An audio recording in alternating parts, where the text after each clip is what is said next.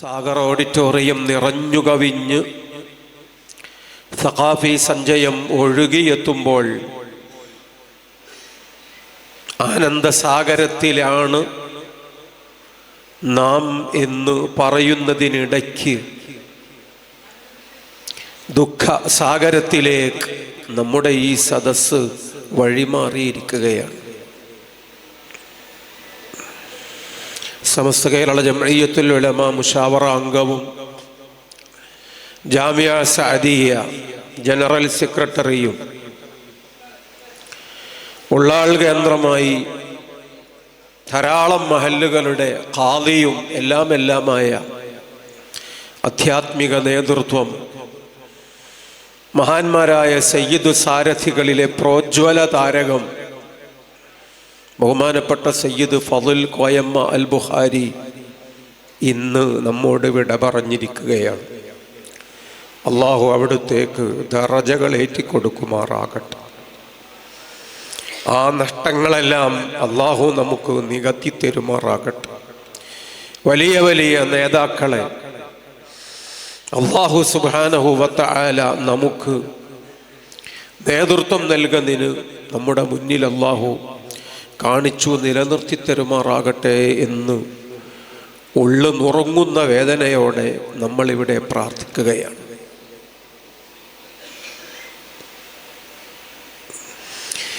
ഞാൻ ഈ സദസ്സിൽ കാണുന്നത് എന്നേക്കാൾ സീനിയറായ വലിയ സഖാഫികളെയാണ്. അവരിൽ ഓരോരുത്തരും ഇപ്പോഴും ഓർക്കുന്നുണ്ടാകും മർക്കസിലൊക്കെ കഴിഞ്ഞ ആ നല്ല സന്ദർഭങ്ങളെ. ഇതുപോലെ ഒരു വേദിയിലേക്ക് നോക്കിയാൽ മഹാരാജാക്കന്മാരെ നമുക്ക് ആ വേദിയിൽ കാണാമായിരുന്നു. സിഎം വലിയുല്ലാഹി ഖദ്ദസല്ലാഹു സിർറഹ് മഹാനവർകളുടെ കൂടി ഉസ്താദായ ബഹുമാനപ്പെട്ട ഇമ്പിച്ചാലി ഉസ്താദ്, പാണക്കാട് സാദാത്തുക്കളുടെയും 10,000 സഖാഫികളുടെയും കൂടി ഗുരുവായ ബഹുമാനപ്പെട്ട ചെർശോല കുഞ്ഞഹമ്മദ് മുസ്ലിയാർ ഉസ്താദ് പരിശുദ്ധ ദീനിന് വേണ്ടി കോടിക്കണക്കിന് അക്ഷരങ്ങൾ എഴുതി നിറച്ച് അറബ് ലോകത്തും മുസ്ലിം ലോകത്തും ഒഴുക്കയും സാന്നിധ്യം അറിയിച്ച പാണ്ഡിത്യത്തിൻ്റെ ചക്രവർത്തി ബഹുമാനപ്പെട്ട മുഹദ്ദിസുൽ ഉലമാ നെല്ലിക്കുത്ത് ഉസ്താദ് പരിശുദ്ധ റമളാന്റെ 26ാമത്തെ പകലിൽ നിസ്കരിച്ചോണ്ടിരിക്കുമ്പോൾ വിട പറഞ്ഞു പോയ ഷെയ്ഖുൽ അദബ് എം അബ്ദുള്ള മുസ്ലിയാർ, ഖൈറുക്കും മൻ തഅല്ലമൽ ഖുർആന വഅല്ലമ എന്ന പുണ്യവചനത്തിൻ്റെ കൃത്യമായ സാക്ഷാത്കാരം ഖാരി ഹസൻ മുസ്ലിയാർ, വലിയ വലിയ പണ്ഡിത വ്യക്തിത്വങ്ങൾ. അള്ളാഹു അവർക്കെല്ലാം ദറജകളേറ്റി കൊടുക്കട്ടെ. സ്വർഗീയ സന്തോഷം അവർക്കെല്ലാം അള്ളാഹു നൽകുമാറാകട്ടെ. അവരെയെല്ലാം കൂടെ സ്വർഗത്തിലും ഇത്തരം സംഗമങ്ങൾ നടത്താനുള്ള തൗഫീഖ് അള്ളാഹു നമുക്കെല്ലാം നൽകുമാറാകട്ടെ എന്ന് നാം ദുആ ചെയ്യുകയാണ്. വേദി നിറഞ്ഞിരുന്ന അന്നത്തെ സമ്പന്നമായ ആ വലിയ കസേരകളൊക്കെ ഇപ്പോൾ ഏതാണ്ട് കാലി. ഒരു കസേര മാത്രമേ മുന്നിൽ ഇപ്പോൾ അവിടെ ഉണ്ടാവാറുള്ളൂ. അത് ബഹുമാനപ്പെട്ട സുൽത്താനുൽ ഉലമാ ഉസ്താദ് അവർകളുടേത് മാത്രം. അല്ലാഹു ദീർഘായുസ്സ് നൽകട്ടെ, ആഫിയത്തേറ്റി കൊടുക്കട്ടെ. ഇനിയും ഒരുപാട് ആ വലിയ നേതൃത്വത്തിൽ നിന്ന് നമ്മൾ മക്കൾക്കും നമ്മുടെ ഉമ്മത്തിനും അള്ളാഹു വാരിക്കോരി തെരുമാറാകട്ടെ എന്ന് കണ്ണീരോടെ നാം ഇവിടെ പ്രാർത്ഥിക്കുകയാണ്. നമുക്ക് ഓർമ്മയുണ്ട്, ഏതാനും മാസങ്ങൾക്കപ്പുറം ഒരു രാത്രി കാലിൻ്റെ നഖത്തിൻ്റെ വിരലുകൾക്കുമിടയിൽ സൂചി കുത്തിക്കയറ്റിയ സമയമാണത്. ശൈഖുനാ സുൽത്താനുൽ ഉലമയുടെ ഡോക്ടർമാർ അങ്ങനെ ഒരു തീരുമാനമെടുത്തത്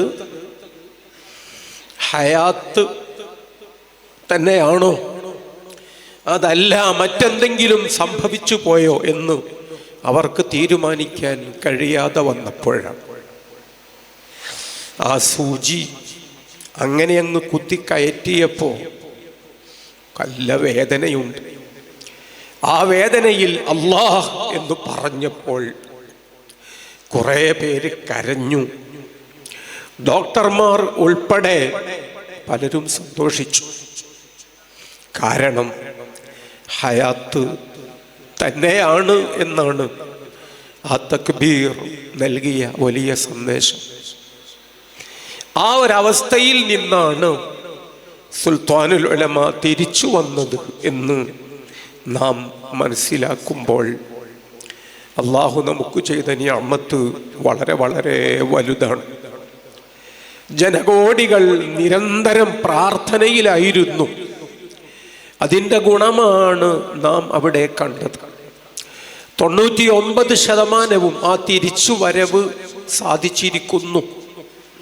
ഒരൽപ്പം കൂടി ബാക്കിയുണ്ട്. നമ്മളൊക്കെ ഇനിയും ദുആ ചെയ്യണം എന്ന് പ്രത്യേകിച്ച് ഓർമ്മിക്കുകയാണ്. സിഹാമുൽ ലൈലി സായിബത്തുൽ മറാമി, പാതിരാവിൽ തൊടുത്തുവിടുന്ന അമ്പുകൾ, പ്രാർത്ഥനാശരങ്ങൾ, അത് കൃത്യമായും അതിൻ്റെ ലക്ഷ്യത്തിലെത്തും. അഹ്മദുൽ കബീർ റിഫാഇ തങ്ങൾ പാടിത്തന്ന വരിയാണ്. യാതൊരു പാപവും ചെയ്യാത്ത കുഞ്ഞുമക്കൾ ഉൾപ്പെടെ പാതിരാവിൽ പടച്ച തമ്പുരാനോട് പ്രണയപൂർവം സല്ലപിക്കുന്ന എത്രയോ സ്വാലിഹീങ്ങളും സ്വാലിഹാത്തുകളും നമ്മുടെ സമൂഹത്തിലുണ്ട്.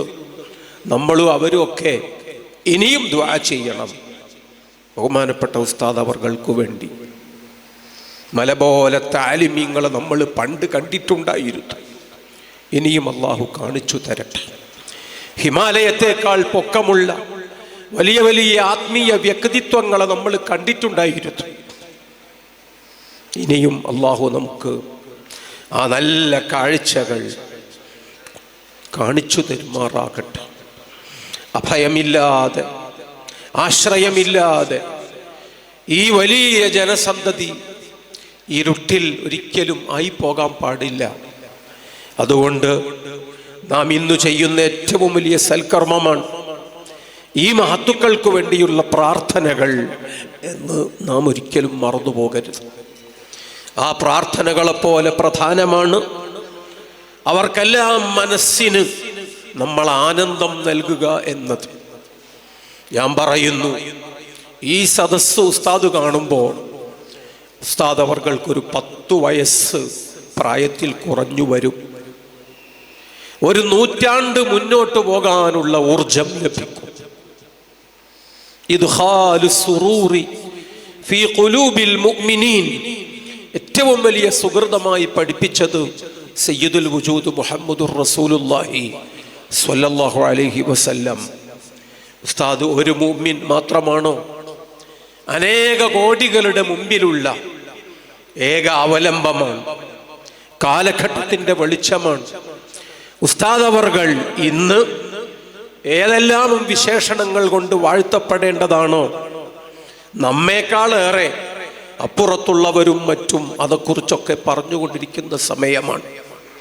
അല്ലാഹു സുബ്ഹാനഹു വ തആല വഫാത്തായി പോയ താജുൽ ഉലമയ്ക്ക്, നൂറുൽ ഉലമയ്ക്ക്, മറ്റു മഹാന്മാരായ നേതാക്കന്മാർക്ക്, ഇപ്പോൾ വിറ പറഞ്ഞ ഖുർറത്തു സാദാത്ത് ബഹുമാനപ്പെട്ട സയ്യിദ് ഫضൽ കോയമ്മ തങ്ങൾ ബുഖാരി, എല്ലാവർക്കുമൊപ്പം സ്വർഗലോകത്ത് നമ്മെ സ്നേഹിക്കുന്ന, നാം സ്നേഹിക്കുന്ന എല്ലാവർക്കും കൂടെ ഒരുമിച്ച് കൂടാൻ ഈ വലിയ മജ്ലിസിൻ്റെ നിറഞ്ഞ പ്രാർത്ഥനകൾ നമുക്ക് കാരണമാക്കി തരുമാറാകട്ടെ.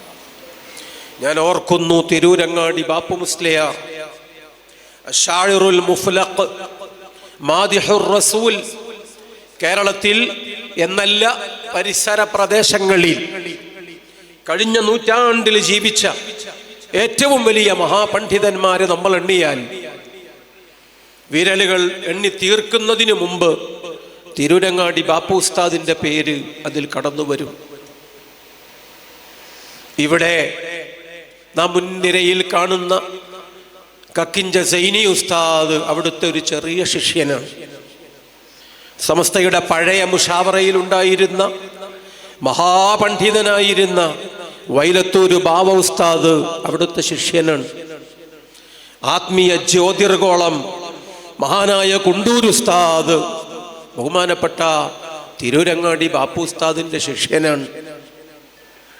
പല വേദികളിലും സോഷ്യൽ മീഡിയയിലും പലപ്പോഴും നമ്മൾ കാണാറുള്ള ജിഫ്രി തങ്ങൾ, അദ്ദേഹം ബാപ്പു ഉസ്താദിന്റെ ശിഷ്യനാണ്. മഹാനായ ബാപ്പു ഉസ്താദിന്റെ അന്തിമ നിമിഷങ്ങൾ, അവസാനത്തെ സമയം, അപ്പോഴാണ് കാഞ്ഞങ്ങാട് ഉസ്മാൻ സഖാഫി ബാപ്പു ഉസ്താദിനടുത്തേക്ക് വരുന്നത്. അദ്ദേഹത്തിന് അടുത്ത ദിവസം UAE പോകാനുള്ളത് കൊണ്ട് ബാപ്പു ഉസ്താദിന്റെ ആ സമയത്ത് കുറേ അവിടെ ചെലവഴിക്കാൻ ഇപ്പോൾ സാവകാശം ഇല്ല. ബാപ്പു ഉസ്താദ് പലപ്പോഴും അബോധാവസ്ഥയിലാണ്. അപൂർവം ചിലപ്പോൾ ഓർമ്മകളിലേക്ക് തിരിച്ചു വരുന്ന സന്ദർഭങ്ങളാണ്. സന്ദർശിക്കുന്നവരൊക്കെ കുറെയൊക്കെ സമയം കാത്തിരുന്നിട്ടാണ് പോകുന്നത്. ഖാദിമായ ഉസ്മാൻ സഖാഫിക്ക് സമയമില്ല, ഏറെക്കാലം ഖാദിമായിരുന്നു. മഹാനായ ബാപ്പു ഉസ്താദ് കുത്തിക്കുറിച്ച വരികൾക്കെല്ലാം ആദ്യം ട്യൂണ് നൽകിയ ആളും പ്രിയങ്കരനായ ഈ ഉസ്മാൻ സഖാഫിയാണ്. അതുകൊണ്ട് മകൻ മുസ്തഫ ബാപ്പു ഉസ്താദിനെ മെല്ലെ വിളിച്ചു, ഉപ്പ. കണ്ണു തുറന്നു. ബാപ്പു ഉസ്താദ് കണ്ണു തുറന്നപ്പോൾ മകൻ മുസ്തഫ പരിചയപ്പെടുത്തി, നമ്മളെ സഖാഫി, നമ്മളെ ഉസ്മാൻ സഖാഫി വന്നിട്ടുണ്ട്, അദ്ദേഹത്തിന് പോകാനുണ്ട്. ബാപ്പു ഉസ്താദ് അപ്പോൾ പറഞ്ഞ മറുപടി, സഖാഫിയോ? ഏത് സഖാഫി? എന്ത് സഖാഫി? നമ്മളെ ഏപ്പിനെ ഇപ്പൊ അടുത്ത ദിവസം അവിടെ കാളമ്പാടിയിൽ ഒരു മയ്യത്ത് കാണാൻ പോകുമ്പോ ആരോ ഉന്തിയില്ലേ, തല്ലാൻ ശ്രമിച്ചില്ലേ, അവിടെ ഒന്നും തള്ളും ഉണ്ടാക്കിയില്ലേ? നിങ്ങൾ എന്ത് സഖാഫികളാണ്? ബാപ്പു ഉസ്താദിന്റെ ഘനമുള്ള ചോദ്യം. ബാപ്പു ഉസ്താദ് വലിയ ഫലിത സാമ്രാട്ടാണ്, നിറഞ്ഞ സാഹിത്യ വല്ലഭനാണ്, ആഴമുള്ള പണ്ഡിതനാണ്. ഗൗരവമുള്ള കാര്യങ്ങളും നർമ്മത്തിൽ ചാലിച്ച് പലപ്പോഴും എല്ലാവരെയും കുടുകുടെ ചിരിപ്പിച്ച ഫലിത സമ്രാട്ടാണ്. ഒരു ഡോക്ടറെ കാണിച്ചപ്പോൾ ഡോക്ടർ പരിശോധിച്ചു. ആ പരിശോധനന്റെ ഇടയിൽ ഡോക്ടർ ചോദിച്ച ചോദ്യമാണ്, ഛർദിക്കാൻ വരുന്നുണ്ടോ ഉസ്താദേ? ബാപ്പു ഉസ്താദിന്റെ മറുപടി, ഞാൻ വരുന്നില്ല, നിങ്ങൾ പോയി ഛർദിച്ച് വരീന്ന്. സുബ്ഹാനല്ലാഹ്. അത്തരം സന്ദർഭങ്ങളിൽ പോലും ഫലിതം വിടാത്ത, നർമ്മം വഴുതിപ്പോകാത്ത ബാപ്പു ഉസ്താദ് അന്തിമ നിമിഷങ്ങളിൽ ഗൗരവമുള്ളൊരു ചോദ്യം, എന്ത് സഖാഫി? ഏത് സഖാഫി? നമ്മളെ പിന്നെ അവിടെ അവര് ഉന്തിയിലെ തള്ളിയിടാൻ ശ്രമിച്ചില്ലേ? നിങ്ങളൊക്കെ എന്തു ചെയ്യുകയാണ് എന്ന് ചോദിച്ചപ്പോൾ സഖാഫി നിന്ന് കരഞ്ഞു. മുസ്തഫയ്ക്കോ മക്കൾക്കോ കൂടി നിൽക്കുന്നവർക്കോ ഒന്നും പറയാനില്ല. പിന്നെ ഏറെ നേരത്തെ മൗനമാണ്. കുറേ നേരം കഴിഞ്ഞപ്പോൾ ആ മൗനം മുറിക്കാൻ മകൻ മുസ്തഫ തന്നെ. അദ്ദേഹം ചോദിച്ചു, സഖാഫി പോയിക്കോട്ടല്ലേ, മൂപ്പർക്ക് ദൂരെ പോണല്ലോ, ഗൾഫിലും പോണെന്ന് പറഞ്ഞല്ലോ. ബാപ്പു ഉസ്താദ് കുറേ നേരം കഴിഞ്ഞിട്ട് പിന്നെയും കണ്ണു തുറന്നു. എന്നിട്ട് ചോദിച്ച ചോദ്യം, നിങ്ങൾക്ക് പിന്നെ മനസ്സിലായിട്ടുണ്ടോ? സഖാഫികൾക്ക് മനസ്സിലായിട്ടുണ്ടോ? അദ്ദേഹം ആരാണെന്നാണ് നിങ്ങൾ കരുതിയത്? പിന്നൊന്നും പറഞ്ഞിട്ടില്ല. പിന്നെ അവസാനത്തെ കലിമത്തുകളുമായി ബഹുമാനപ്പെട്ട അസ്രായീൽ അലൈഹിസ്സലാമിനെ സ്വാഗതം ചെയ്യുന്ന വാക്കുകൾ മാത്രം പറഞ്ഞ് നമ്മെ വിട്ടുപോയ ബഹുമാനപ്പെട്ട തിരൂരങ്ങാടി ബാപ്പു മുസ്ലിയാർ, അള്ളാഹു ദറജകൾ ഏറ്റിക്കൊടുക്കട്ടെ. അള്ളാഹു വലിയ ഖൈർ മഹാന്മാരായ ഉസ്താദുമാർക്കും നമുക്കൊക്കെ നൽകട്ടെ. ബഹുമാനപ്പെട്ട AP ഉസ്താദിൻ്റെ ശരീക്കാണെന്നാണ് പറയലെങ്കിലും കുറേ കിതാബുകളിലെ ഗുരുവാണ്. പ്രായം കൊണ്ടും കുറെ മുന്നിലാണ്. എന്നിട്ട് പോലും ബാപ്പു ഉസ്താദിൻ്റെ വാക്പ്രയോഗങ്ങൾ നമ്മൾ ശ്രദ്ധിച്ചോ? അവസാനത്തെ വാക്കുകളിൽ ബാപ്പു ഉസ്താദ് നമുക്ക് തന്നത് വല്ലാത്തൊരു ശാസനയാണ്, ഗൗരവമുള്ള കൽപ്പനയാണ്. ബാപ്പു ഉസ്താദിൻ്റെ പേര് പറയാനെങ്കിലുമുള്ള അവകാശം ഉസ്താദ് അവർകളെ ബഹുമാനിക്കാത്ത, സ്നേഹിക്കാത്ത ആളുകൾക്ക് ഉണ്ടോ എന്ന് നമ്മൾ ആലോചിക്കണം. നമുക്ക് ആ വലിയ ഗുരുവിനെ വിലയിരുത്താനും മനസ്സിലാക്കാനും കഴിഞ്ഞിട്ടുണ്ടോ എന്ന ചോദ്യം ബാപ്പു ഉസ്താദിൻ്റെ മാത്രം ചോദ്യമല്ല, നമ്മുടെ ഓരോരുത്തരുടെയും മനസ്സിൽ എപ്പോഴും മുഴങ്ങേണ്ടുന്ന ഒരു ചോദ്യമാണ്. നിങ്ങൾ അറിയണം, CM വലിയുല്ലാഹി ശൈഖുന മുഹമ്മദ് അബൂബക്കർ മുസ്ലിയാർ ഖുതുബുൽ ആലം ഖദ്ദസല്ലാഹു സിർറഹ്, അവിടുത്തെ സഹോദരൻ സൈനുദ്ദീൻ മുസ്ലിയാർ വഫാത്തായപ്പോൾ അദ്ദേഹത്തിൻ്റെ മകൻ ഞങ്ങളെ ബാച്ചിൽ പഠിച്ച മുഹമ്മദ് അബൂബക്കർ സഖാഫി, ഇന്ന് സഖാഫിയാണ്, അന്ന് 12 വയസ്സ് മാത്രം പ്രായമുള്ള ഒരു സ്കൂൾ ബോയ് ആണ്. വാപ്പ മരിച്ചപ്പോ മുഹമ്മദ് അബൂബക്കർ കോഴിക്കോട്ട് ചെന്ന് മൂത്താപ്പയായ CM വലിയുല്ലാഹിയോട് പറഞ്ഞു, ഞങ്ങൾ യതീമുകളാണ്, എൻ്റെ വാപ്പ മരിച്ചുപോയി, വീട്ടിലാരുമില്ല, വല്യുമ്മ എന്നെ പറഞ്ഞയച്ചതാണ്, മൂത്താപ്പ വീട്ടിൽ വരണം, ഇന്നു മുതൽ വീട്ടിൽ താമസിക്കണം, വല്യമ്മ പറഞ്ഞു വിട്ടതാണ് എന്നെ, അതുകൊണ്ട് എൻ്റെ കൂടെ വരണം എന്ന് ബഹുമാനപ്പെട്ട CM അബൂബക്കർ മുസ്ലിയാരോട്, മഹാനായ ഖുതുബുൽ ആലമിനോട് അനുജന്റെ മകൻ മുഹമ്മദ് അബൂബക്കർ പറഞ്ഞപ്പോൾ CM വലിയുല്ലാഹി ആദ്യമൊന്ന് ചിരിച്ചു. പിന്നെ പറഞ്ഞു, മോനെ, എങ്ങനെയാണ് ഞാൻ അങ്ങോട്ട് വരിക? എന്നെ കാണാൻ ആയിരക്കണക്കിന് ആളുകൾ ഇങ്ങോട്ട് വരും, അവർക്ക് മടവൂരിലേക്ക് വരാൻ പറ്റുമോ?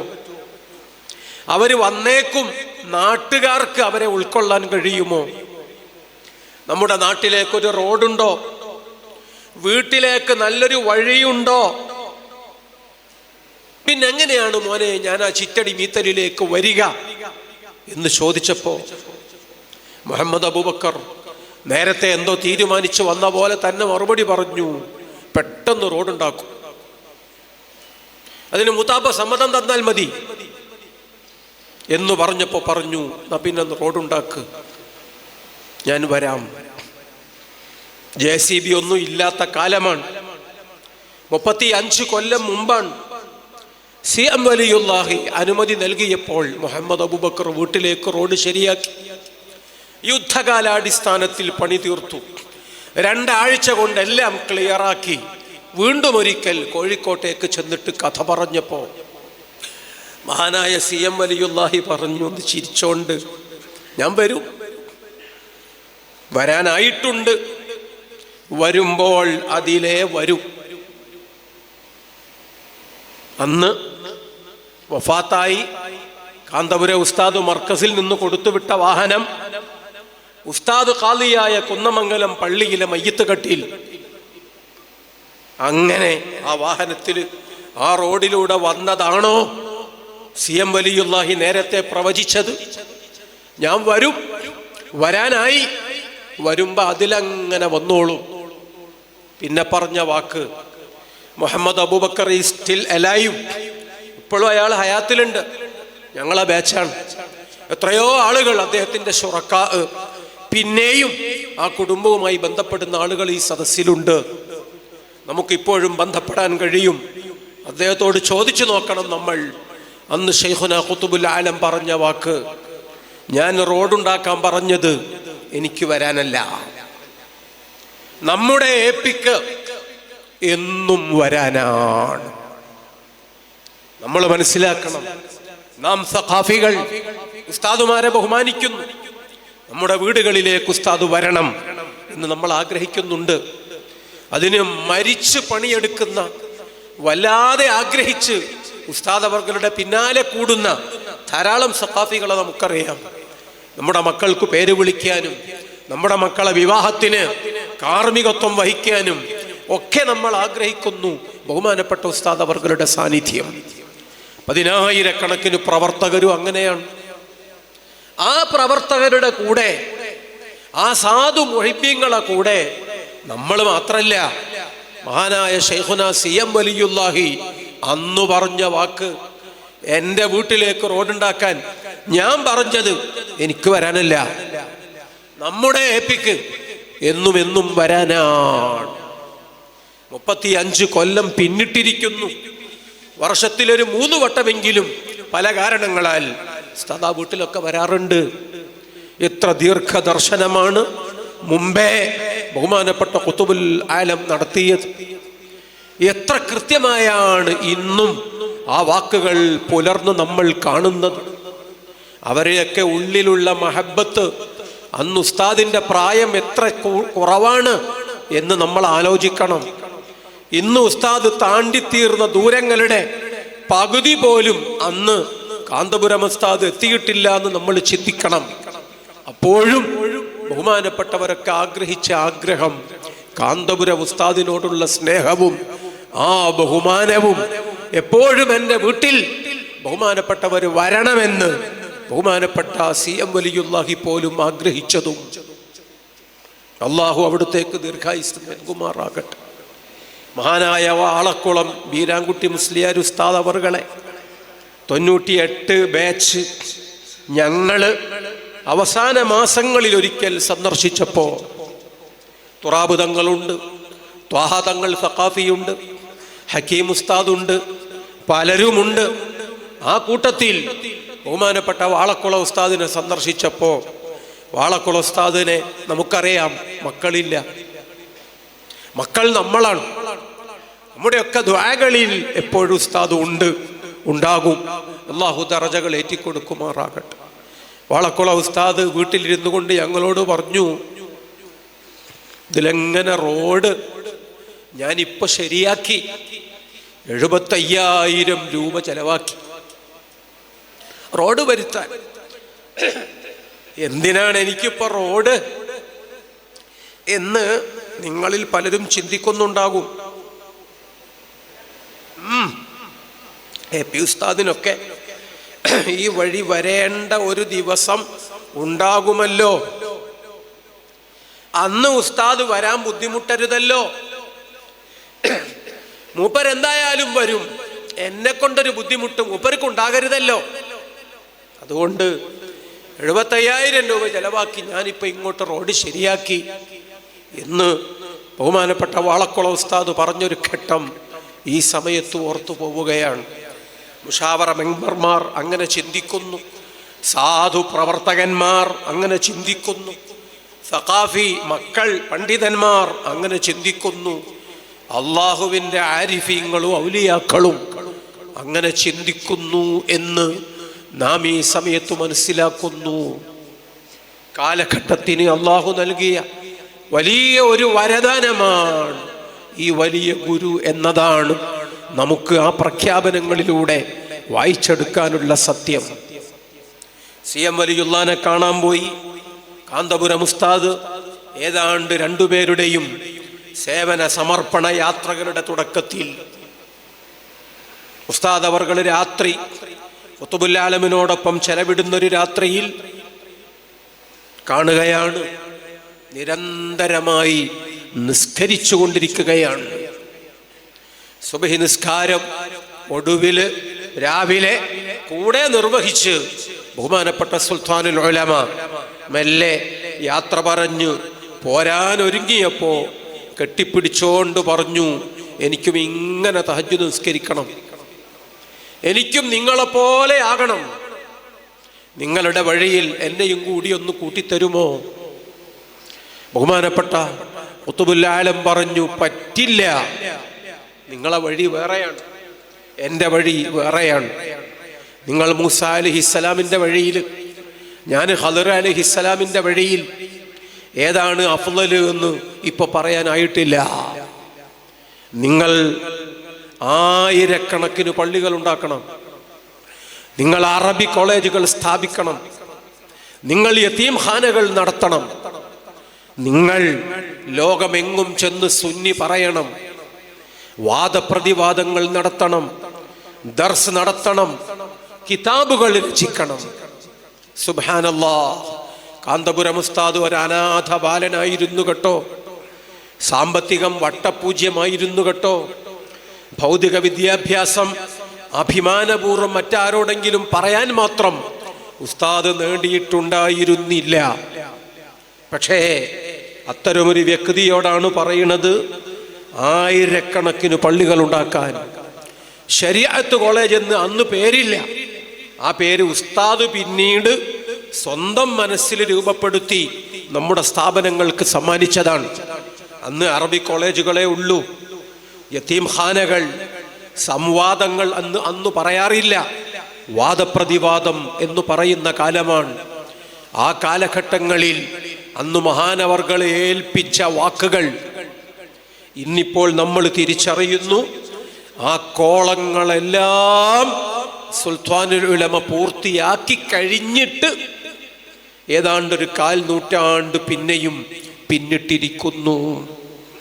ആകാശലോകത്തെ അമ്പിളി മാമന്മാരെ കാണിച്ച് നമ്മെ സ്വപ്നം കാണാൻ പഠിപ്പിച്ചു തന്നത് മഹാനായ നമ്മുടെ ഗുരുവാൻ.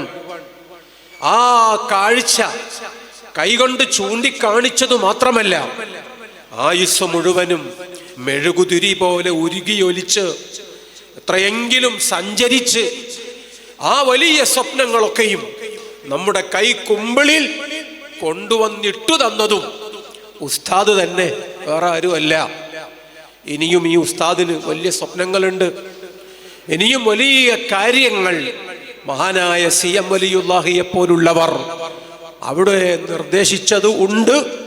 അതുകൂടിയൊക്കെ പുലർന്നു കാണാൻ നമ്മുടെ പ്രാർത്ഥനകൾ ഇനിയും മുഴങ്ങണം. നല്ല കാഴ്ചകൾ അള്ളാഹു കാണിച്ചു തരട്ടെ, നല്ല വാർത്തകൾ അള്ളാഹു നമുക്ക് കേൾപ്പിച്ചു തരുമാറാകട്ടെ. എൻ്റെ നാട്ടിൽ സ്കൂളിന് പരിസരത്ത് ചെറിയൊരു നിസ്കാരപ്പള്ളി കുട്ടികൾക്ക് വേണ്ടി കൂടി ഒന്ന് സൗകര്യപ്പെടുത്തണം. അപ്പോൾ ജുമുഅ വേണ്ടി വരും. നാട്ടിലുള്ള ഒരാള് CM വലിയുല്ലാഹിയെ സമീപിച്ചു, 45 കൊല്ലം മുമ്പാണ്.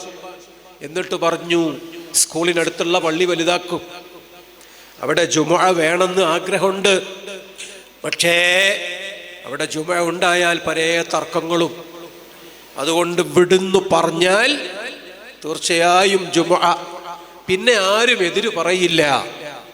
അതുകൊണ്ട് ഇവിടെ സമ്മതം തരണം, ഞങ്ങൾക്ക് ഒന്നൂർ സ്കൂളിനടുത്ത് അവിടെ ജുമുഅ തുടങ്ങണം എന്ന് ബഹുമാനപ്പെട്ട ഖുത്ബുൽ ആലമിനോട് പോയി പറഞ്ഞപ്പോൾ മഹാനവർകൾ പറഞ്ഞു, എന്നോട് ചോദിക്കണ്ട, അത് AP-യോട് പോയി ചോദിക്കും.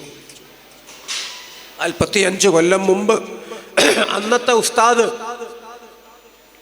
എത്രയാണ് സമൂഹത്തിൽ അവിടത്തേക്ക് ഇടവും വലുപ്പവും ഉള്ളത് എന്ന് ചിന്തിക്കുമ്പോൾ ഈ പാവം മനുഷ്യൻ്റെ അപ്പോൾ അയാൾ കാണിച്ച ആ ഒരു വിഷമം, വിയോജിപ്പ് AP-യോട് ചോദിക്കണോ എന്നോ മറ്റോ ഒക്കെ ആ മനുഷ്യൻ ചോദിച്ചപ്പോൾ CM വലിയുള്ള ഗൗരവത്തിലാണ്, കിടന്നേടത്തുനിന്ന് എഴുന്നേറ്റി ഇരിക്കാണ്. എന്നിട്ട് ചോദിച്ചു, അയാളോട് തന്നെ ചോദിക്കണം. പിന്നെ പറഞ്ഞു, അയാളല്ലാതെ ആരാടാ നമ്മുടെ നാട്ടിൽ ഒരു പണ്ഡിതനുള്ളത്? ഉസ്താദ് അവർകളെ പറ്റി 4.5 പതിറ്റാണ്ടുകൾക്കപ്പുറം CM വലിയുല്ലാഹി ചോദിച്ച ചോദ്യം ഇന്നും കേട്ട ആളുകൾ ജീവിച്ചിരിക്കുന്നുണ്ട് എന്ന് നമ്മൾ പറയും, മനസ്സിലാക്കുക.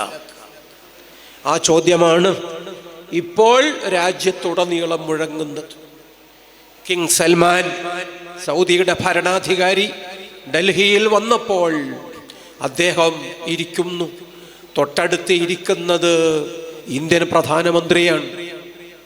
ആ രണ്ട് താടിക്കാർക്കും ഇടയിൽ ഇന്ത്യൻ ഗ്രാൻഡ് മുഫ്തി സുൽത്താനുൽ ഉലമ ശൈഖുനാ ഉസ്താദ് അവർകൾ ഇരിക്കുകയാണ്.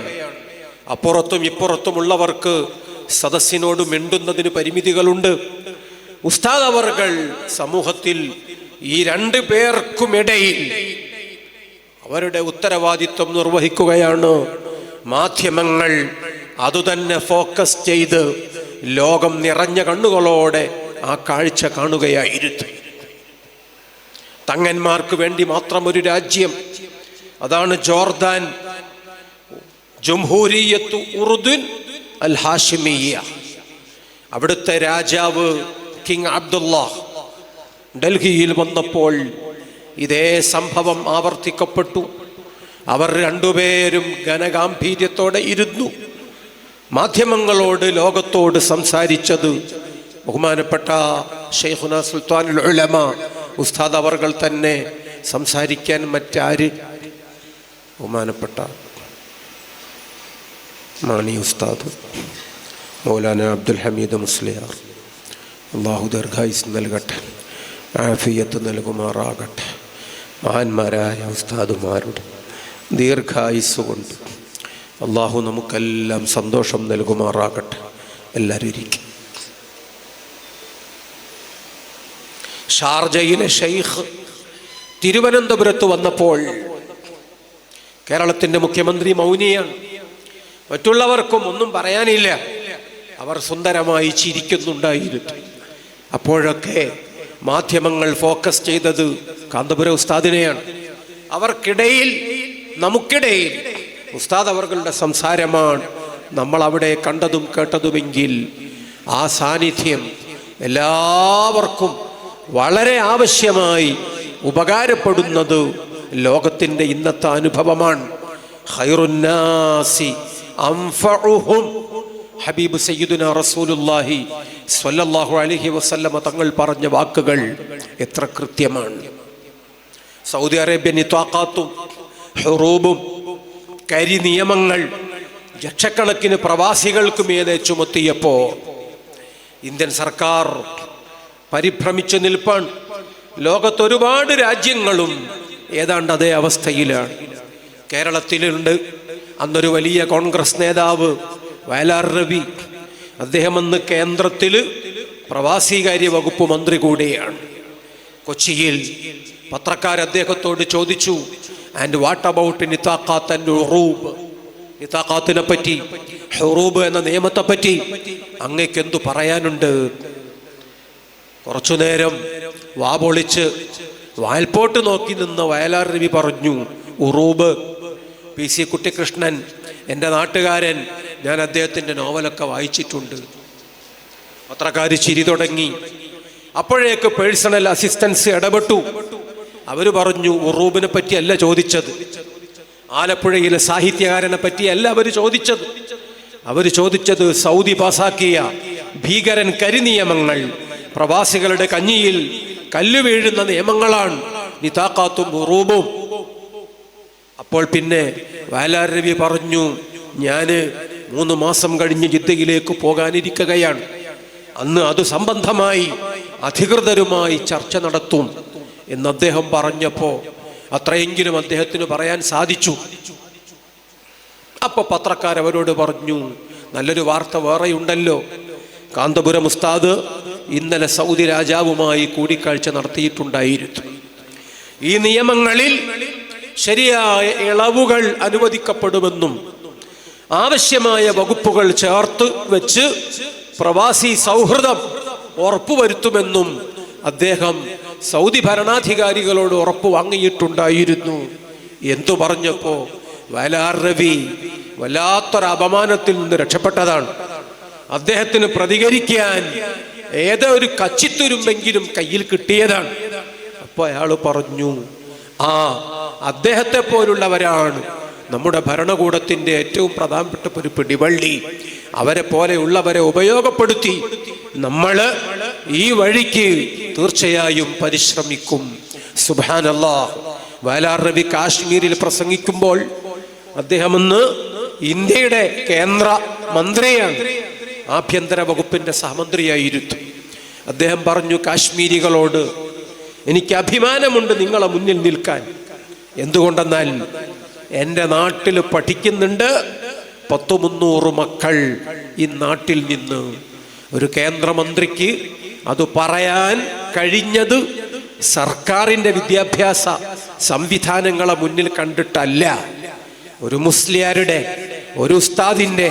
വ്യക്തമായി പറയാം, കാന്തപുര ഉസ്താദ് 300ഓളം മക്കളെ കാശ്മീരിൽ നിന്ന് കൊണ്ടുവന്ന് മർക്കസിൽ പഠിപ്പിച്ചപ്പോൾ അഭിമാനപൂർവം കേന്ദ്രമന്ത്രി അതും പറഞ്ഞ് ഊറ്റം കൊള്ളുന്ന സാഹചര്യമാണ് നമ്മൾ കാണുന്നതെങ്കിൽ, മുത്ത് ഹബീബ് റസൂലുള്ളാഹി സ്വല്ലല്ലാഹു അലൈഹി വസല്ലമ തങ്ങൾ പറഞ്ഞത്, ഇദാ സുബ്ബ സുഹാബി, എൻ്റെ അനുചരന്മാർ അവർ അവഹേളിക്കപ്പെടുന്ന, അവർ വിമർശിക്കപ്പെടുന്ന, പരിഹസിക്കപ്പെടുന്ന കാലം വരുമ്പോ ഫൽയുൽഹിരിൽ ആലിമു ഇൽമഹു, ഇൽമ് എന്താണ്, ദീന് എന്താണ്, ഇസ്ലാം എന്താണ്, പണ്ഡിതൻ ആരാണ്, അത് കാണിച്ചു കൊടുക്കണം ആലിം എന്ന് ഹബീബ് മുഹമ്മദ് മുസ്തഫ. ഉസ്താദ് അവർകൾ ആ ധർമ്മം നിർവഹിച്ചു കൊണ്ടേയിരിക്കുന്നു.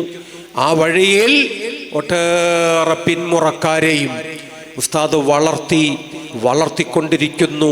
ഉസ്താദ് അവർകൾ ആയിരക്കണക്കിന് പ്രിയപ്പെട്ട സഖാഫികളുടെ ഉപ്പയാണ്. അവരോരോരുത്തരും അവരുടേതായ തട്ടകങ്ങളിൽ ഈ വലിയ ഉത്തരവാദിത്വം നിർവഹിച്ചു കൊണ്ടിരിക്കുകയാണ്. ഖലീൽ തങ്ങൾ ഉപ്പാപ്പ സയ്യിദ് ഇബ്രാഹിം ഖലീൽ ബുഖാരി തവ്വലല്ലാഹു ഉംറഹു, അല്ലാഹു ദീർഘായുസ്സും ആഫിയത്തും നൽകട്ടെ, ബഹ്റൈനിലെത്തിയപ്പോൾ പറഞ്ഞു, 50 കൊല്ലം മുമ്പ് കാന്തപുര ഉസ്താദ് ഇവിടെ വന്ന്, ഈ ചെറിയ രാജ്യം ഒരു നഗരമാണ്, ഒരു രാഷ്ട്രം ബഹ്റൈൻ. ഈ നാട്ടിലെ ചെറിയ പ്രവർത്തകർക്ക് വലിയ പദ്ധതികൾ ഏറ്റെടുക്കാൻ പറ്റില്ല. അന്ന് ഉസ്താദ് നിങ്ങളോട് പറഞ്ഞതാണ്, ബഹ്റൈൻ കേരള സുന്നി ജമാഅത്തിന്റെ മുതഅല്ലിമീങ്ങൾക്കുള്ള സ്കോളർഷിപ്പിനെ പറ്റി. ഓരോ ജില്ലയിലും 10 പേർക്ക്, മലപ്പുറം ജില്ലയിൽ 20 പേർക്ക് ഉപരിപഠനത്തിന് കോളേജിൽ പോകുമ്പോൾ ടിക്കറ്റിനുള്ള പൈസ, കിതാബ് വാങ്ങാനുള്ള തുക, അത് ബഹ്റൈനിൽ നിന്ന് നിങ്ങൾ അയച്ചു തന്നു. AP ഉസ്താദ് നിങ്ങളെ കൊണ്ടത് ചെയ്യിച്ചു. അന്നത്തെ ആ പണം കിട്ടിയില്ലായിരുന്നെങ്കിൽ ഞാന് വെല്ലൂരിൽ പോകുമായിരുന്നില്ല. കാന്തപുരം ഉസ്താദിന്റെ പ്രവർത്തനങ്ങൾ തന്നെയാണ് പിന്നീട് ഈ ഉമ്മത്തിന് എല്ലായിടത്തും തണലായി, അഭയമായി വന്നത് എന്ന് സയ്യിദ് ഇബ്രാഹിം ഖലീൽ ബുഖാരി തങ്ങൾ സ്വന്താനുഭവത്തിലൂടെ ചങ്ക് തുറന്നു വെച്ച് ബഹ്റൈൻ ജനതയോട് പറഞ്ഞപ്പോ ആ സദസ്സ് തക്ബീർ ചൊല്ലിയെങ്കിൽ, കുറ്റ്യാടി 10-30 മഹല്ലുകൾ സുന്നി കേൾക്കാത്ത കാലം, കുറ്റ്യാടിയിലെ ജമാഅത്തുകാരൻ തട്ടിയെടുത്ത നൂറ്റാണ്ടുകൾ പഴക്കമുള്ള പഴയ പള്ളിയിൽ ജമാഅത്തുകാരന്റെ ജമാഅത്തിൽ പങ്കെടുക്കാതെ മാറി നിന്ന ഒരു സുന്നി പ്രവർത്തകന്റെ നിസ്കാരം, ഒരു ഗുണ്ട വന്ന് ആ സാധു സുന്നി പ്രവർത്തകനെ 2 കൈയും കൂട്ടിപ്പിടിച്ച് പൊക്കിയെടുത്ത് റോഡിൽ കൊണ്ടുവന്ന് നിർത്തിയ ഘട്ടം. അയാൾ അന്ന് കുറ്റ്യാടിയിലെ ഒരു കടയിലെ സെയിൽസ്മാനാണ്, അണ്ടോണ സ്വദേശിയാണ്. അദ്ദേഹത്തിന്റെ ഉള്ളിൽ അതിൻ്റെ വിഷമം ഇപ്പോഴും കത്തിപ്പടരുകയാണ്. 2 മക്കള് സഖാഫികളാണ്, പെൺമക്കളെ കെട്ടിച്ചു കൊടുത്തതും സഖാഫികൾക്കാണ്. അണ്ടോണക്കാരൻ മുഹമ്മദ് ഹാജി ദുബൈയിൽ വർക്ക് ചെയ്യുന്നു. അയാൾ പറഞ്ഞു, അന്നൊരു കടയിലെ സെയിൽസ്മാൻ, ഞാൻ ഒറ്റക്ക് നിസ്കരിച്ചതിന് കുറ്റ്യാടിയിൽ എനിക്ക് കിട്ടിയ പ്രാകൃതമായ ശിക്ഷ. ആ കുറ്റ്യാടിയിലും പരിസരത്തും ആരാണ് സുന്നി വളർത്തിയത്? ഇന്ന് ആ പരിസരത്തിന്റെ അവസ്ഥ എത്രമേൽ സന്തോഷകരമാണ്. പേരോട് ഉസ്താദിന്റെ സ്ഥാപനങ്ങൾ, ആ സ്ഥാപനങ്ങൾക്കൊരു കാമ്പൗണ്ട് വാള് ഇന്ന് പണി കഴിപ്പിക്കണമെങ്കിൽ 5 താലൂക്കുകൾ ഒന്നാകെ ചുറ്റി വളഞ്ഞു കെട്ടേണ്ടി വരും. 100-ലേറെ വാഹനങ്ങൾ സുന്നി വിദ്യാഭ്യാസ ബോർഡിന്റെ പാഠപുസ്തകങ്ങൾ പഠിപ്പിക്കപ്പെടുന്ന മദ്രസകളിലേക്ക് കുഞ്ഞുങ്ങളെ എടുക്കാൻ വേണ്ടി അങ്ങും ഇങ്ങും തലങ്ങും ഓടിക്കൊണ്ടിരിക്കുകയാണ്. എല്ലായിടത്തും പള്ളികളായി, മദ്രസകളായി, സ്ഥാപനങ്ങളായി. പേരോട് ഉസ്താദിനോട് നമ്മൾ ചോദിക്കുക, ആ നാട്ടിലെ ജനങ്ങളോട് ചോദിക്കുക, എങ്ങനെയാണ് ഇവിടെ സുന്നി ഉണ്ടായത്? നിങ്ങൾക്ക് പ്രവർത്തിക്കാൻ കഴിഞ്ഞത്? വല്ലാതെയൊന്നും വൈകിയിട്ടില്ല. ഇന്നലകളിലെ കഥ അവരോരോരുത്തരും നമ്മളോടെടുത്തു പറയും. എപ്പിസാദിൻ്റെ ഒരു വാഴ് വെച്ചു. ആ വാഴ് ഗംഭീരമായി നടക്കുന്നു. ചോദ്യങ്ങൾക്ക് നേരം പുലരുവോളം ഞാൻ മറുപടി പറയും. അന്ന് ഉസ്താദിൻ്റെ ആവേശമുള്ള പ്രഖ്യാപനങ്ങൾ. നേരം പുലർന്നാൽ സമയമുണ്ടെങ്കിൽ ഞാൻ ഇനിയും പറയും എന്നൊക്കെ പറഞ്ഞുകൊണ്ടിരിക്കുന്നു. അന്നത്തെ ഒരു വിഷയം ഔലിയാക്കളും കറാമത്തും. സുന്ദരമായി വിഷയം അവതരിപ്പിച്ച് കാന്തപുരം ഉസ്താദ് സംസാരിച്ചുകൊണ്ടിരിക്കുമ്പോൾ മഴ പെയ്യുകയാണ്. ഉസ്താദ് അവർകൾ പറഞ്ഞു, അല്ലാഹുവേ, ഞങ്ങൾ ദീനിൻ്റെ മഹത്വം പറയാൻ ഒരുമിച്ച് കൂടിയതാണ്, ഔലിയാക്കളുടെ മഹത്വം പറയാൻ ഒരുമിച്ച് കൂടിയതാണ്, വേറെ ലക്ഷ്യങ്ങളില്ല. ഇന്നിവിടെ മഴ പെയ്ത പറ്റില്ല, ഈ മഴ നീ പിൻവലിക്കണം. അല്ലാഹുമ്മ ഹവാലൈന ലാ അലൈന എന്ന് ഉസ്താദ് അവർകൾ പ്രാർത്ഥിച്ചു. ഉസ്താദ് അവർകൾ അന്ന് നടത്തിയ പദപ്രയോഗം ഓർമ്മയിൽ നിന്നെടുത്ത് പേരോട് ഉസ്താദ് ഇപ്പോഴും പറയും. അന്ന് ഉസ്താദ് പറഞ്ഞ വാക്ക് മുഹീദ്ദീൻ ശൈഖിന്റെ കറാമത്ത് ബർക്കത്ത് കൊണ്ട്, അല്ലാഹുവേ, ഞങ്ങൾക്ക് മഴ തൽക്കാലം ഒന്ന് മാറ്റിത്തരണമേ. പേരോട് ഉസ്താദ് മർക്കസിലെ മുതഅല്ലിമായിട്ടില്ല അന്ന്, സഖാഫി ആകുമെന്ന് കരുതിയിട്ട് പോലുമില്ല അന്ന്. സദസ്സിൻ്റെ ഒരു മൂലയിൽ ഒരു ചെറിയ മുതഅല്ലിമ് കയ്യിലൊരു കടലാസും പേന പോലെ എന്തോ ഒന്നും. അതാണ് അന്നത്തെ പേരോട് ഉസ്താദ്. ഉസ്താദ് അവരുടെ ദുആഇന്റെ വചനങ്ങൾ കേട്ടപ്പോ പേരോട് ഉസ്താദിന്റെ ഉള്ളു കാളി. ഇനിയും മഴ പെയ്താൽ അത് അള്ളാഹുവിന്റെ ഖളാ ആണെന്ന് കരുതി നമുക്ക് സമാധാനിക്കാമെങ്കിലും ശത്രുക്കൾ ഒരിക്കലും അങ്ങനെ കരുതുകയില്ല. ഔലിയാക്കളെ കറാമത്തുകൊണ്ട്, മുഹീദ്ദീൻ ശൈഖിന്റെ കറാമത്തുകൊണ്ട് മഴ പെയ്യരുത് എന്നൊക്കെ ഉസ്താദ് പറഞ്ഞു കഴിഞ്ഞില്ലേ? അപ്പൊ പിന്നെ ഇനി മഴ പെയ്താൽ ഇതുവരെ വിഷയം അവതരിപ്പിച്ചതും പാളിപ്പോകുമല്ലോ, അതും വിഫലമായി പോകുമല്ലോ പടച്ചോനെ എന്ന പേടിയാണ് നമ്മുടെ ഉള്ളിൽ. അത്ഭുതകരം എന്ന് പറയണം, അതിശയകരമെന്ന് പറയണം. അന്ന് മഴ പെട്ടെന്ന് സ്വിച്ചിട്ട പോലെ അങ്ങ് നിൽക്കുകയും പിന്നീട് അറിഞ്ഞു പരിസര പ്രദേശങ്ങളിലൊക്കെ തുള്ളിക്കൊരു കുടം പേമാരി തിമർത്തു പെയ്തിട്ടുണ്ടായിരുന്നു. അവിടെ മാത്രം മഴ വന്നില്ല. സദസ്സിന് ആവേശമാണ്, സന്തോഷമായി. ആ സംശയത്തോടെ അപ്പുറത്തും ഇപ്പുറത്തുള്ള ആളുകൾ, അവർക്ക് ജമാഅത്ത് വരട്ടു സാഹിത്യങ്ങളും അടുത്തിട്ടുണ്ട്, അവർക്ക് എന്തൊക്കെയോ ആത്മീയതയ്ക്ക് വേണ്ടി ദാഹിക്കുന്നുണ്ട്. സദസ്സ് കൂടി വന്നു, ആളുകൾ എമ്പാടും വന്നു, ചോദ്യങ്ങളും വന്നു. ആ ചോദ്യങ്ങൾക്കെല്ലാം നിന്ന നിൽപ്പിൽ കാന്തപുരം ഉസ്താദും മറുപടി പറയുന്നത് ഒരു ചെറിയ മുതഅല്ലിമിന്റെ വിടർന്ന കണ്ണുകളിൽ പരമാനന്ദത്തോടെ പേരോട് ഉസ്താദ് പറയുന്നു, ഞാൻ നോക്കി നിന്നു, ഞാൻ ആഗ്രഹിച്ചു, ഞാൻ ആ വഴി തന്നെ സ്വീകരിക്കും, എനിക്കും അങ്ങനെ ഒരാളാകണം. അപ്പോഴാണ് ചോദ്യങ്ങൾ വല്ലാതെ കൂടി വന്നപ്പോ കാന്തപുരം ഉസ്താദ് ഒരു ഉപാധി വെച്ചു. ഇനി ആ ചോദ്യം ചോദിക്കുന്ന ആളുകൾ പേരും വാപ്പാന്റെ പേരൊക്കെ ഒന്ന് പറഞ്ഞ് അതൊന്ന് എഴുതിത്തരണം, നമുക്ക് ആരാണ് ചോദിക്കണമെന്നറിയാലോ. ഇത് പറഞ്ഞു ഉസ്താദ് ചോദ്യങ്ങളുടെ മറുപടിയിലേക്ക് തന്നെ കടന്നു. പിന്നെ വന്നൊരു ചോദ്യം എല്ലാവരെയും ചിരിപ്പിക്കുന്ന, ചിന്തിപ്പിക്കുന്ന ചോദ്യമാണ്. ആ ചോദ്യം ഇങ്ങനെയാണ്: ചോദിക്കാമെന്ന ആളോട് പേരും ബാപ്പന്റെ പേരും ഒക്കെ ചോദിക്കണം എന്ന് ഖുർആനിലുണ്ടോ, ഹദീസിലുണ്ടോ? അതിന് തെളിവുണ്ടോ?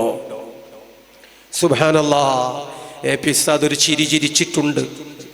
ഉസ്താദ് അവർകൾ പറഞ്ഞു, തീർച്ചയായും സയ്യിദുനാ റസൂലുള്ളാഹി സ്വല്ലല്ലാഹു അലൈഹി വസല്ലമ തങ്ങളുടെ വീട്ടിൽ വാതിലിൽ മുട്ടുന്നു. മൻ, ആരാണ് എന്ന് മുത്തുനബി ചോദിച്ചു. മറുപടി സൈനബു യാ റസൂലല്ലാഹ്. ആ മറുപടി കേട്ടിട്ട് അള്ളാഹുവിന്റെ റസൂൽ അങ്ങോട്ടൊരു ചോദ്യം വീണ്ടും ചോദിച്ചു. അയ്യു സയാനിബി, ഏത് സൈനബാണ്? റസൂൽ സല്ലല്ലാഹു അലൈഹി വസല്ലമ തങ്ങൾ ചോദിച്ചത് എന്താണ്? അപ്പുറത്തുള്ള പെണ്ണിന് മനസ്സിലായി സൈനബ് ബിന്തു ജഹ്ഷിൻ എന്ന് അവര് മറുപടി പറഞ്ഞു. സുബ്ഹാനല്ലാഹ്.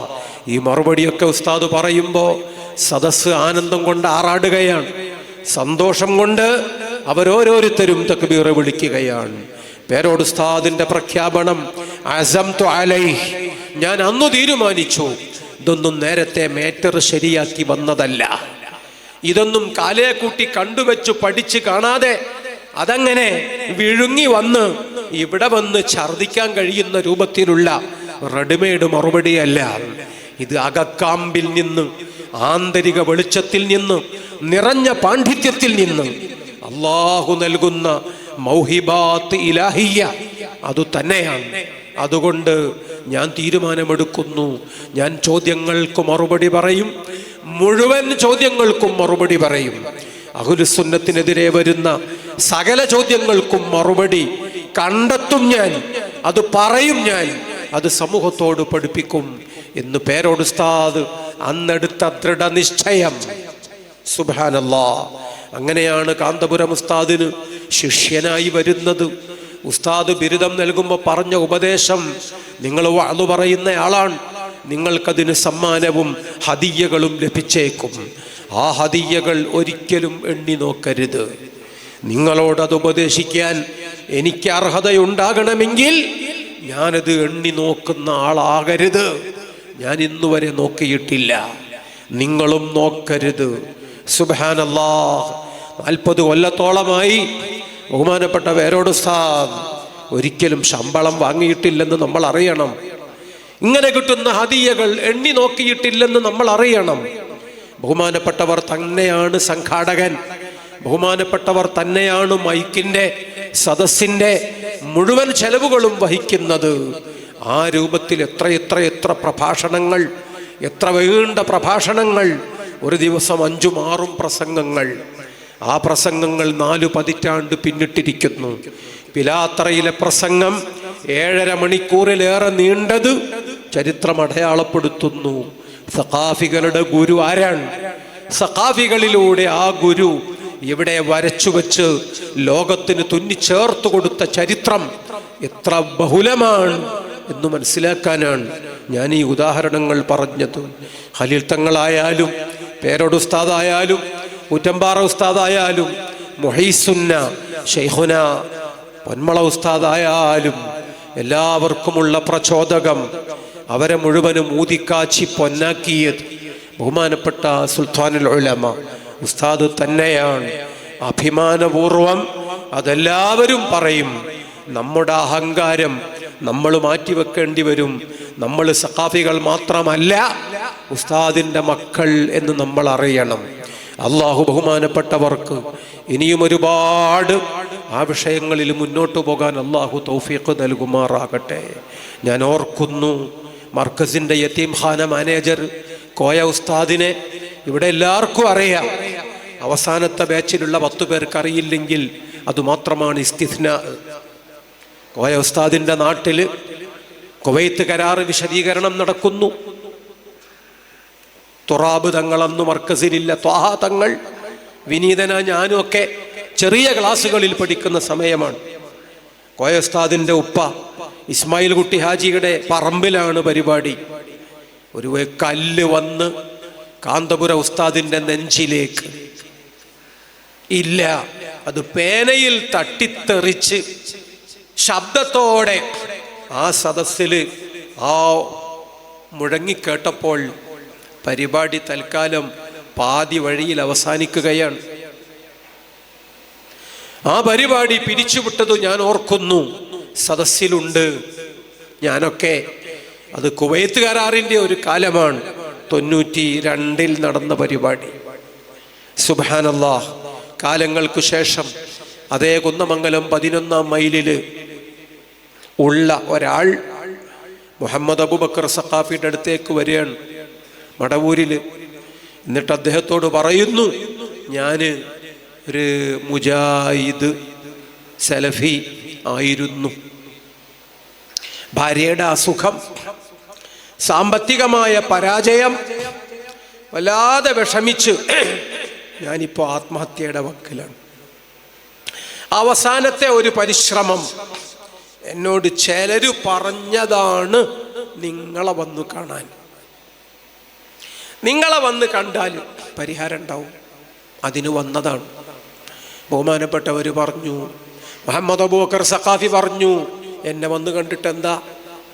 എനിക്ക് ആകെ ഇവിടെയുള്ള ഒരു കാര്യം, മുത്താപ്പ സിയം വലിയുള്ളാന്റെ ഹളറത്തിൽ വെള്ളിയാഴ്ച രാവിലെ ഒരു ഖുതുബിയത്ത് ഇവിടെ നടക്കാറുണ്ട്.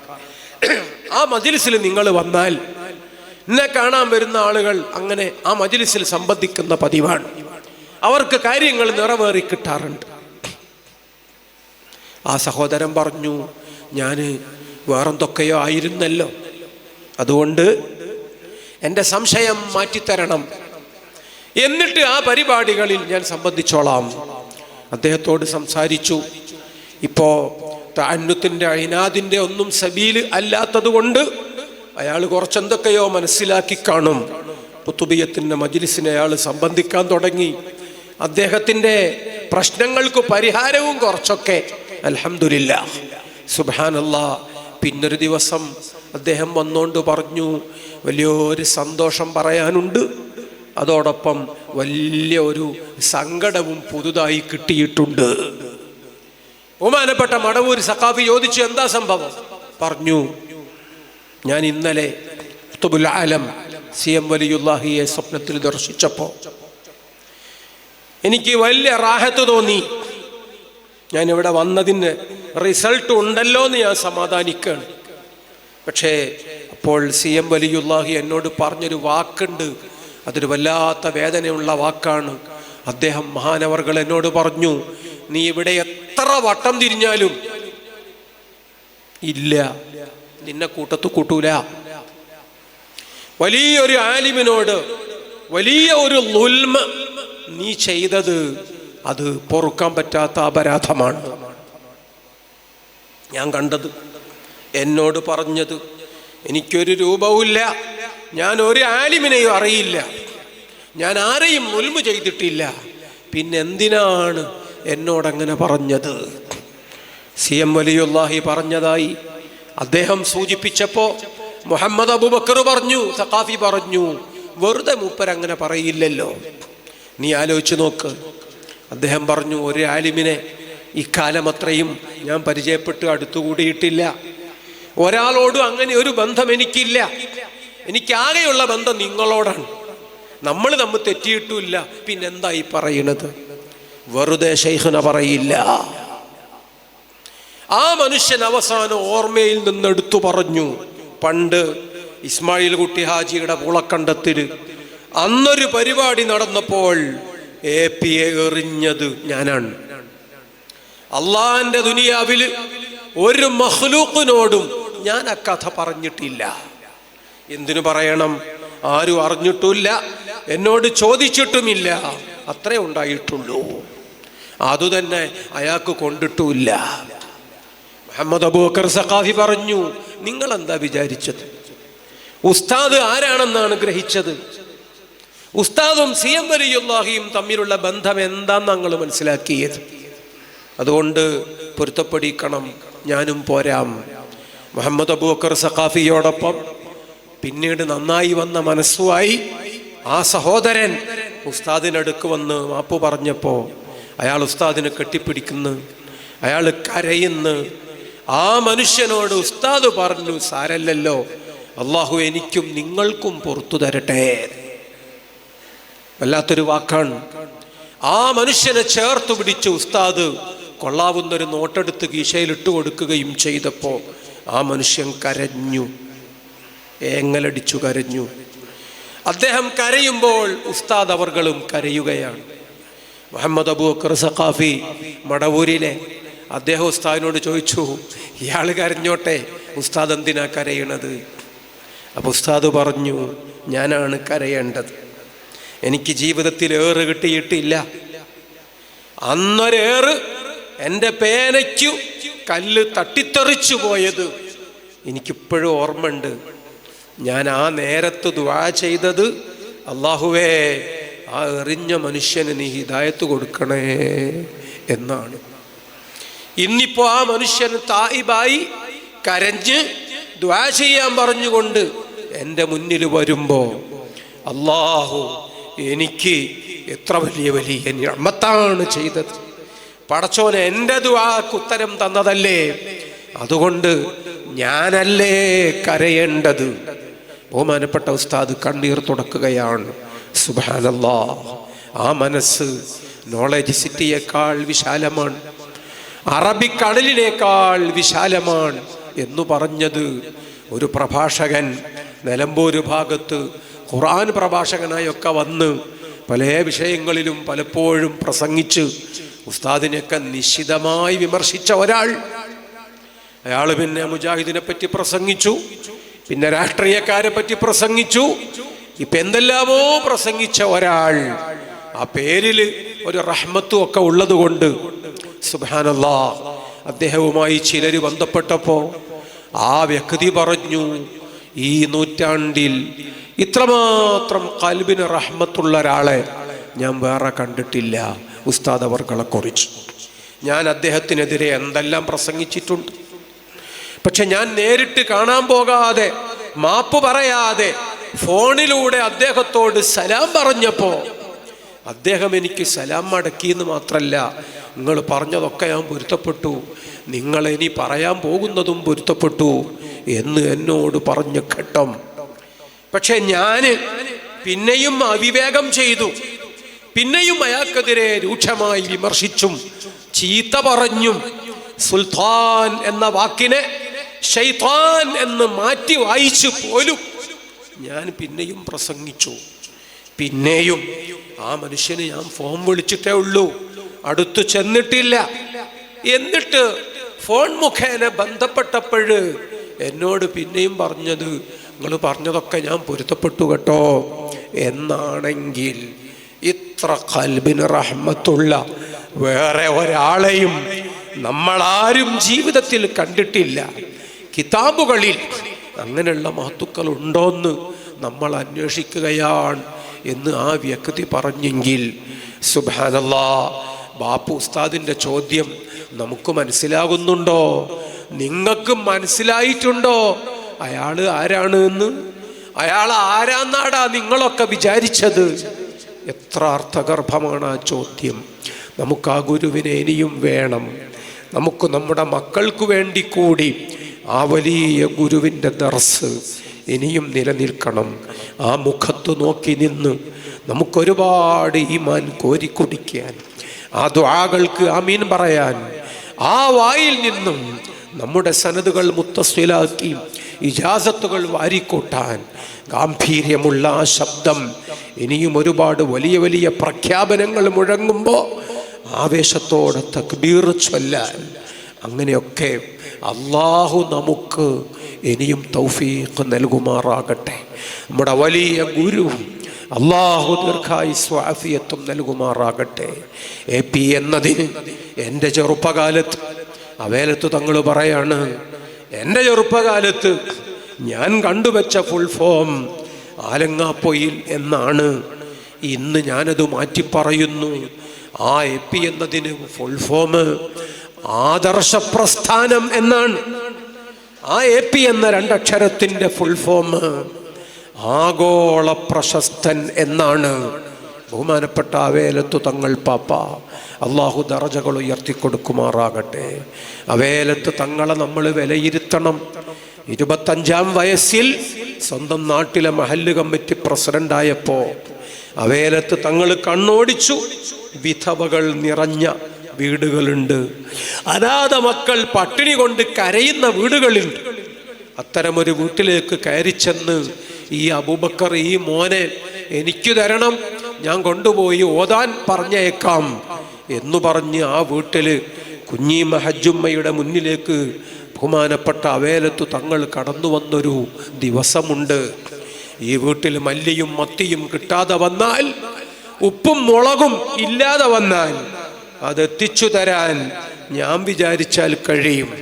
ഇവനെ ഞാൻ കൊണ്ടുപോവാൻ എന്നു പറഞ്ഞ് NP അബ്ദുൽ ഹമീദ് മുസ്ലിയാരെ ദർസ് കൊണ്ടുപോയി ചേർത്തി. പിന്നെ അവിടുന്ന് ബഹുമാനപ്പെട്ട ഓക്കെ ഉസ്താദ് ബഹറുൽ ഉലൂം ആ ദർസിലും കൊണ്ടുപോയി ചേർത്തു. ചാലിയത്ത് കുട്ടികൾ അധികമാണ്, ഭക്ഷണ വീടുകളില്ല. പക്ഷെ എൻ്റെ ഭാര്യ വീട്, അവിടെ ഭക്ഷണം ഏർപ്പാട് ചെയ്യാം എന്നു പറഞ്ഞ് ഒക്കെ ഉസ്താദിൻ്റെ കയ്യിൽ ഈ പൊന്നുമോനെ ഏൽപ്പിച്ചത് ബഹുമാനപ്പെട്ട അവേലത്തു തങ്ങളും പാപ്പ. ചാലിയത്തു നിന്ന് തലക്കടത്തൂരിലേക്ക് ഒക്കെ ഉസ്താദ് മാറിയപ്പോൾ കാന്തപുര ഉസ്താദ് പറയണ്, 3 ആഴ്ച നാട്ടു പോകാതെ ഞാൻ ദർസിൽ തന്നെ കഴിഞ്ഞുകൂടിയപ്പോൾ അതാ വരുന്നുണ്ട് അവേലത്ത് തങ്ങള് എന്നെ കാണാൻ. പൂനൂരിൽ നിന്ന് താമരശ്ശേരി വരെ നടന്ന്, ബസ് കയറി കോഴിക്കോട്ടിറങ്ങി, തീവണ്ടി കയറി തിരൂരിലിറങ്ങി, തലക്കടത്തൂർ വരെ നടന്നിട്ട് തങ്ങൾ വരണത് ഈ ഒരു മുത്തഅല്ലിമിൻ്റെ വിവരം അന്വേഷിക്കാനാണ്. അന്ന് എനിക്ക് തന്നത് ഒരിക്കൽ 3/4 രൂപയാണ്, പിന്നൊരു ദിവസം തന്നത് 1 രൂപയാണ്.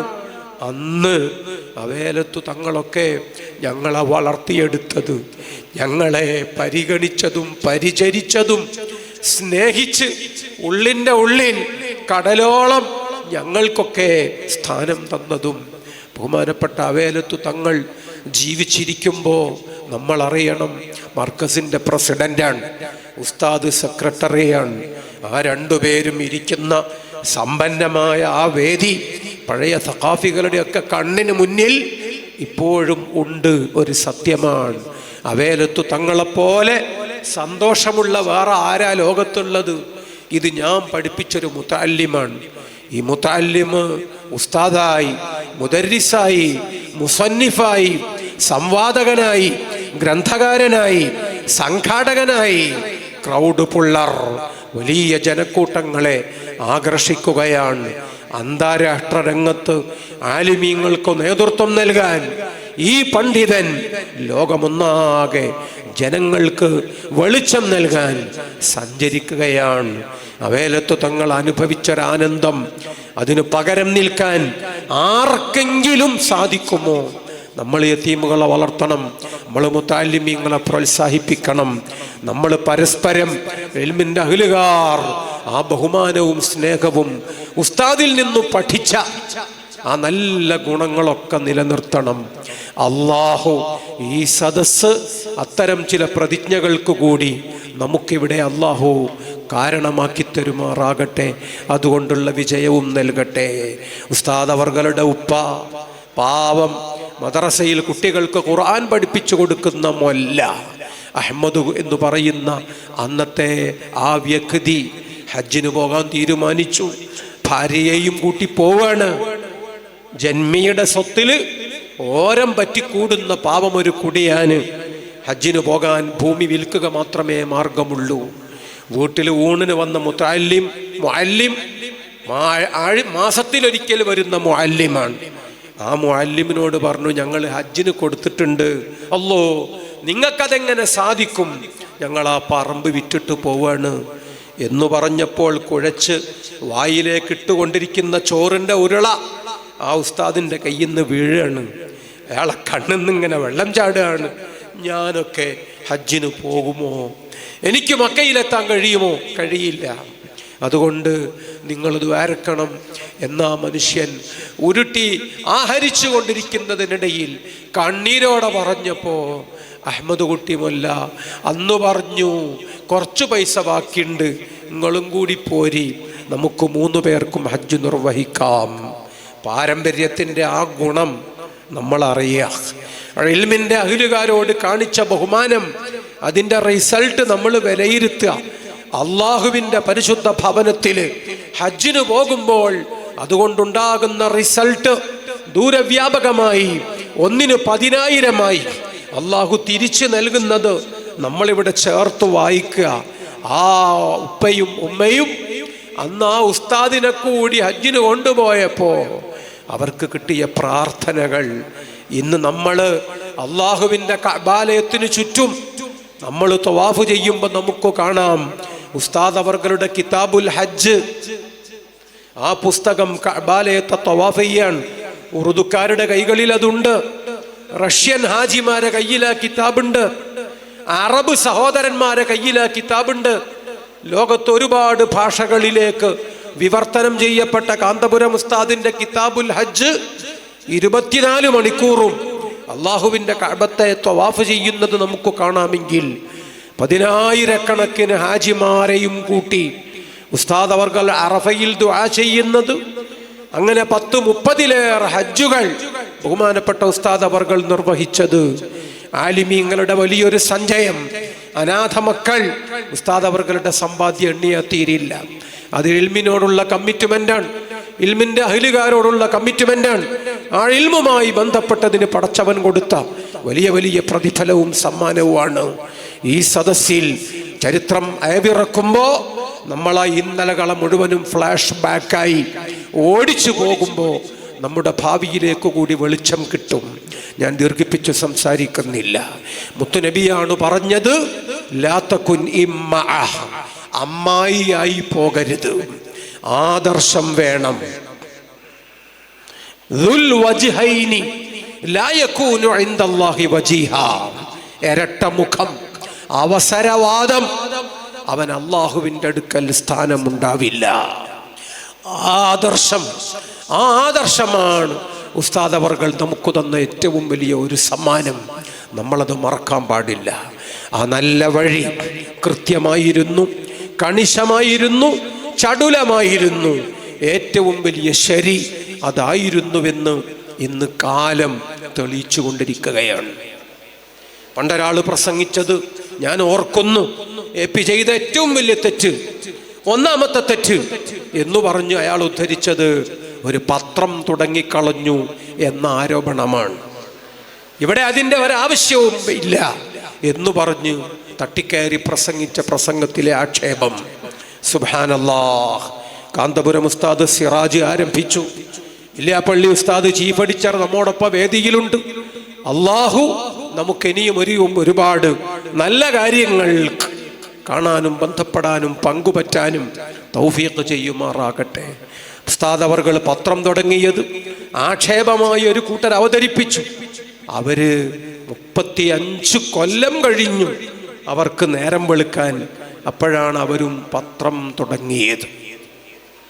അങ്ങനെയാണ്. അതാണ് ഉസ്താദും മറ്റുള്ളവരും തമ്മിലുള്ള വ്യത്യാസം. മറ്റുള്ളവർ മനസ്സിൽ കാണുന്നതിന് മുമ്പ് അത് മരത്തിൽ കണ്ട് ആ വിഷയങ്ങളിലൊക്കെ പരിഹാരവും നടപടികളും ആവശ്യമായ സത്വര സംരംഭങ്ങളും അതൊക്കെ ഉസ്താദ് നേരത്തെ ചെയ്തിച്ചുണ്ടാകുമെന്ന സാരം.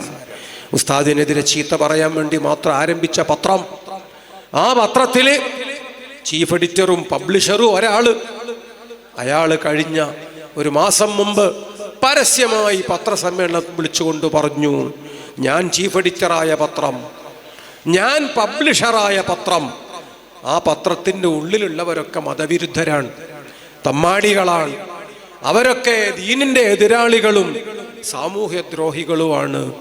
സുബ്ഹാനല്ലാഹ്. ഒരാൾ ഇത്ര തരം താഴാൻ പാടുണ്ടോ?